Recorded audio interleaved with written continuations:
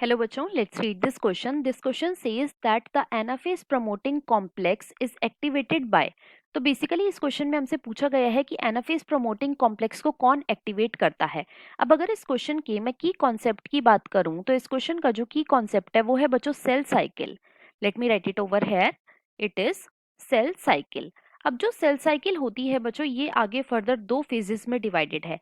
कौन कौन से? पहला होता है इंटरफेज जिसे हम मेनली प्रिपरेटरी फेज बोलते हैं और दूसरा होता है एम फेज जिसमें एक्चुअल डिवीजन होता है सेल का। इंटरफेज जो है ये कॉन्स्टिट्यूट करता है अराउंड 95% ऑफ सेल साइकिल और जो एम फेज है ये कॉन्स्टिट्यूट करता है अराउंड 5% ऑफ सेल साइकिल। अब जो इंटरफेज है ये भी आगे तीन फेजेस में डिवाइडेड है। एक होता है G1 फेज जिसके अंदर मेनली सेल जो है वो ग्रो होता है और कुछ प्रोटीन्स जो हैं उनकी सिंथेसिस होती है। दूसरा होता है S फेज जिसके अंदर डीएनए की रेप्लिकेशन होती है और तीसरा होता है बच्चों G2 फेज जिसके अंदर प्रोटीन की सिंथेसिस होती है और कुछ सेल ऑर्गेनेली जैसे कि माइटोकॉन्ड्रिया वो डुप्लीकेट करती हैं। राइट। एम फेज जो है ये भी आगे फर्दर दो फेजेस में डिवाइडेड है। एक होता है karyokinesis. First is karyokinesis. Karyokinesis का क्या मतलब होता है? कैरियोकाइनेसिस का मतलब होता है बच्चों न्यूक्लियस का डिवीजन। और एक होता है साइटोकाइनेसिस मतलब कि साइटोप्लाज्म का डिवीजन। राइट। अब जो कैरियोकाइनेसिस है ये भी आगे फर्दर कुछ स्टेजेस में डिवाइडेड है। जैसे कि पहला होता है प्रोफेज। First is prophase. दूसरा होता है मेटाफेज। मेटाफेज। तीसरा होता है एनाफेज और चौथा होता है बच्चों telophase. Fourth is telophase. In stages को आप एक ट्रिक पी मैट के नाम से भी लर्न कर सकते हैं। राइट। अब क्वेश्चन में हमसे बात करी गई है एनाफेज प्रमोटिंग कॉम्प्लेक्स के बारे में।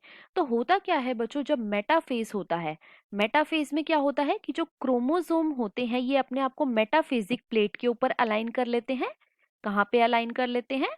मेटाफेजिक प्लेट के ऊपर। और ये जो अलाइनमेंट होता है ये अलाइनमेंट किसकी वजह से होता है? तो ये अलाइनमेंट होता है बच्चों स्पिंडल एपरेटस की वजह से। It is spindle apparatus. Right. अब अगर मेटाफेज में सब चीजें एकदम परफेक्ट चल रही हैं, मतलब कि क्रोमोसोम ने अपने आप को एकदम सही तरीके से मेटाफिजिक प्लेट पे अलाइन कर लिया है, तो during the end of metaphase पे क्या होता है कि जो एनाफेज प्रमोटिंग कॉम्प्लेक्स है जिसकी शॉर्ट फॉर्म है बच्चों APC या फिर इसे हम साइक्लोसोम भी बोलते हैं। It is also known as cyclosome. ये एक्टिवेट हो जाता है और इसको एक्टिवेट होने के लिए एक प्रोटीन चाहिए होता है जिसका नाम है CDC20। ये जो CDC20 है बच्चों ये पहले तो एक फॉस्फेट ग्रुप इस पे अटैच होता है और इस फॉस्फेट ग्रुप के अटैच होने की वजह से क्या होता है कि जो CDC20 है ये इनएक्टिव फॉर्म में होता है। लेकिन यहाँ पे एक और प्रोटीन आता है जिसका नाम है CDC14। ये क्या करता है? ये CDC20 पे से फॉस्फेट ग्रुप को रिमूव कर देता है। क्यों? क्योंकि ये CDC14 क्या है? ये फॉस्फेटेज है। It is phosphatase. ये फॉस्फेट को रिमूव करता है जिसकी वजह से CDC20 जो है ये एक्टिवेट हो जाता है और फिर ये फर्दर APC मतलब कि एनाफेज प्रमोटिंग कॉम्प्लेक्स को एक्टिवेट करता है। तो एनाफेज प्रमोटिंग कॉम्प्लेक्स को किसने एक्टिवेट करा? CDC20 ने। तो यहाँ पे जो हमारा करेक्ट या फिर फाइनल आंसर हो जाएगा वो है बच्चों CDC20। So this was all about the question. I hope you understood it well. Best of luck.